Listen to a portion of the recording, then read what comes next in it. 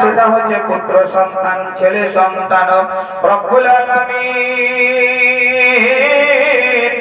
যেমনই দেখলেন সুবহানাল্লাহ, ওই যে ছেলের যেন পিতা বাড়ি থেকে কাজ কর্মে যেন বেরিয়ে গেল, ওই সময়তে কিছুক্ষণ পরে সুবহানাল্লাহ দেখা গেল আমার রব্বুল আলামিন ইসরাইল ফেরেশতাকে যেন হুকুম করলেন, ও মালিকুল মউত ইসরাইল যাও যাও যাও, আর তাড়াতাড়ি গিয়ে ওই আমার সাহাবী রাসূলের ছেলেটার সুবহানাল্লাহ জানখানাকে তুমি কবজ করে আনো।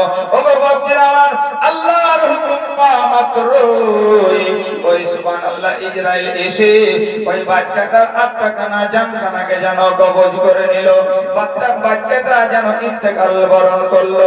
ও গো বাপজিরা আমার সুবহানাল্লাহ, সাহাবী রাসূলের বেটি বললেন কি সুবহানাল্লাহ, যেমন দেখলেন আমার বাচ্চাটা ইন্তেকাল হলো, আমার বাচ্চাটা মারা গেল, ওই সময়তে ওই বাচ্চাটাকে নিয়ে ওই মরা বাচ্চাটাকে সুবহানাল্লাহ ঘরের ভিতরে নিয়ে গিয়ে ওই বাচ্চাটাকে চাদর দিয়ে যেন ঢেকে রেখে দিলেন। আপনার আমার বাড়িতে মরা তো দূরের কথা, দুঃখের উপরে আরো দুঃখ দিবে, কষ্টের উপরে আরো কষ্ট দিবে, এটা আপনার আমার মা বোনেদের পরিবেশ। কিন্তু সাহাবী রাসূলের বেটি বললেন কি, নিজের বাচ্চাটা যেমনই ইন্তেকাল বরণ করলো সুবহানাল্লাহ, সঙ্গে সঙ্গে ওই বাচ্চাটাকে সুবহানাল্লাহ যেমনই চাদর দিয়ে ঢেকে দিল, স্বামীকে সুবহানাল্লাহ খবরটা দিল না, বলতে থাকে এটাই আমার স্বামী মজদুরে গেছে, ক্লান্ত হয়ে আছে, পরিশ্রম করছে, আর এই দুঃখের সময় দুঃখের সংবাদ দেব না। যদি দুঃখের সময় দুঃখের সংবাদটা আমি দিই, তাহলে আল্লাহর কোরআনের কথা অমান্য করা হবে। জোরে বলেন রব্বুল আলামিন করবে, আর স্বামী স্ত্রীর দুঃখ কষ্ট নিবারণ করবে, স্ত্রী স্বামীর দুঃখ কষ্ট নিবারণ করবে। একেই বলে হুন্না লিবাসুল লাকুম ওয়া আনতুম লিবাসুল লাহুন্না।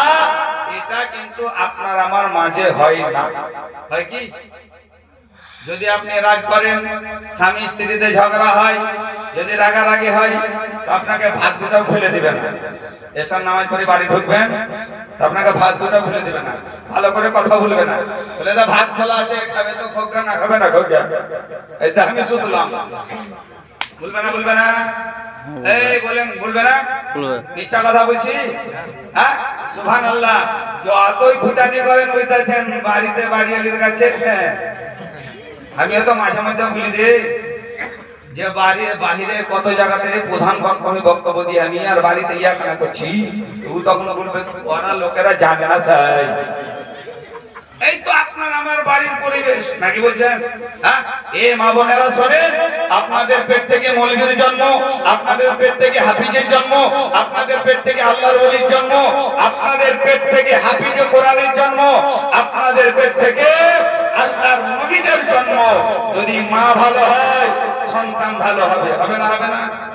তার জন্য বলে মা গুনে বেটি আর আটা গুনে উঠি, নাকি? আর একটা কথা হয়তো জানা নাই, শুনেলেন, আর গম গুনে আটা আর বাপ গুনে বেটা। যেমন আপনার গম হবে তেমন আটা হবে, আর যেমন আটা হবে তেমন উঠি হবে, আর যেমন মা হবে তেমন বেটি হবে। কি বলছেন? মা যদি ভালো হয়, বাড়ির মা বাপ, আমি বলছি এবং বলেছি এবং বলবো, বাড়ির মা বাবা যদি ভালো হয়ে যায়, সন্তান অবশ্যই ভালো হতেই হবে, হতেই হবে। এটা আল্লাহর রহমত। কারণ সুবহানাল্লাহ, ওই সন্তান ভয় করবে যে বাপ নামাজ পড়ে, মায়ের শান আছে, বাপের সম্মান আছে দেশে, এমন কোন কাজ করব না যাতে করে বাবার মাথা হেট হয়ে যায়, নাকি বলছেন? একটা কোনো খারাপ কাজ করার মানে আগে পূর্বে 10 বার চিন্তা ভাবনা করবে যে না, খারাপ কাজ করা যাবে না। কিন্তু বাপজি মায়েরা, আপনাদেরকে জোরহাত করে বলবো, যে সন্তান জন্ম দিয়েছেন, সন্তান আছে আপনার আমার, সুবহানাল্লাহ, এই সন্তানকে সন্তানের মতো করে গড়ে তোলেন, সন্তানের মতো গড়ে তোলেন, যাতে করে আপনার সম্মান করে, আপনার স্ত্রীর সম্মান করে, ওই সন্তান যেন আব্বাকেও সম্মান করে, মাকেও যেন সম্মান করে। এ বাপজিরা আমার, যে সন্তান নিজের বাপ মাকে ভালোবাসবে, ওই সন্তানকে আমার রব্বুল আলামিনও ভালোবাসবে। জোরে বলেন সুবহানাল্লাহ। বাপজিরা আমার, সন্তানটাকে ঢেকে দিল, এবার ওই সাহাবী রাসূলের সুবহানাল্লাহ